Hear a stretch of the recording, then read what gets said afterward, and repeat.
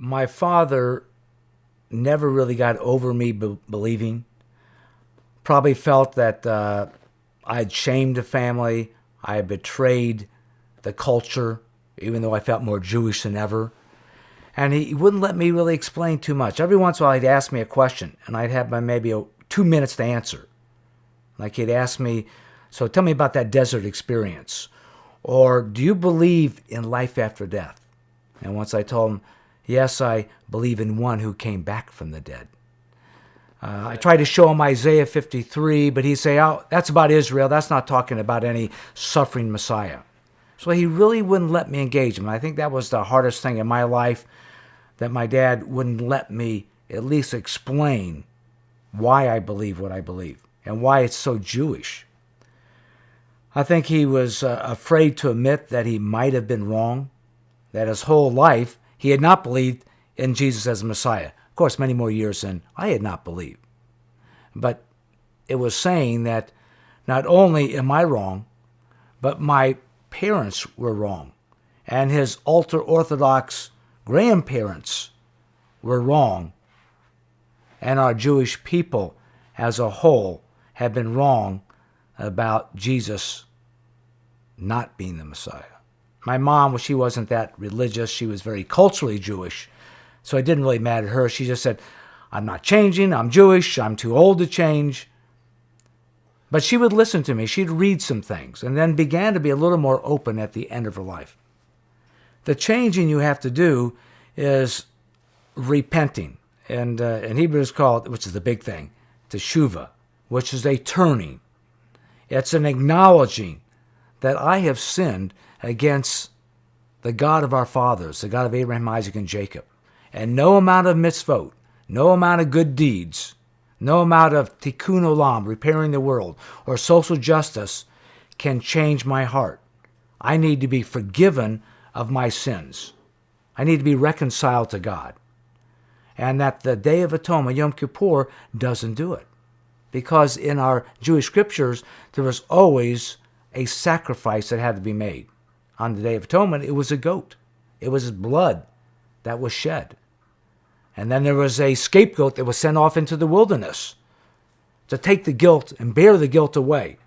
Well, when the temple was destroyed in 70 CE, or 70 AD, our Jewish people no longer have a sacrifice for sin. But there had to be a replacement, and God did provide that sacrifice in the Messiah. Because we were a little bit estranged to begin with, and all of a sudden now I wanted to reconcile with him, I tried so much to reach out, but another barrier was erected, and that was that it was Jesus. So the closer I got to him and the more I wanted to build our relationship, he thought I had an ulterior motive to convert him. And all I wanted him was to know how much Jesus meant to me as my Messiah, and that from our Jewish scriptures I could show him that Jesus was predicted as our Messiah, to suffer and to die in our place, and then to be raised from the dead. But he never allowed me to get that close. He just kept at a distance. I mean, we talked about business, a lot about business over many years, but we couldn't have that religious conversation. I believe Jesus is the Jewish Messiah of the Jewish people in Israel, that as predicted by our prophets. I believe that he pre-existed Bethlehem, that he existed from all eternity with God and as God, a triunity. It's hard to explain, but that the man who at Bethlehem was 100% God, he was 100% man. So he was a God man, but he was a Jewish God man. So when I believe in Jesus, I'm believing in my Jewish Messiah. There can't be anything more Jewish than that. And I believe that when I die, remember the question, there was a question that my Jewish friend asked me, if you died tonight, where would you go?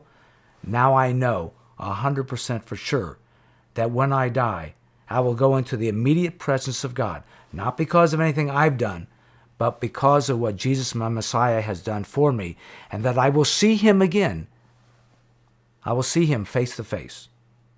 The hardest thing for a Jewish believer to embrace for himself and for his Jewish people is that there's no other name given among men by which we must be saved. And the Messiah himself said, I am the way, the truth, and the life. No man comes to the Father. And he's talking about Israel's God, the God of Abraham, Isaac, and Jacob, but through me. So there is the exclusivity of this message that everybody, Jew and Gentile, to be reconciled to God must come through faith, conscious, explicit faith in Jesus as the Messiah. No one else died for the sins of the world but Jesus. As a young person, I had no concept about any Jewish Messiah or Savior coming to redeem Israel or redeem the world. It was a messianic age. We all worked to bring peace, and ultimately, hopefully, there will be peace in the world. That was my view, if I had any view. I never had a concept of any Redeemer, any supernatural Savior coming to this world to rescue us from sin and to right all the wrongs in the world. But now I believe that's a very Jewish concept for the Messiah to come. In fact, it's a very Orthodox Jewish concept.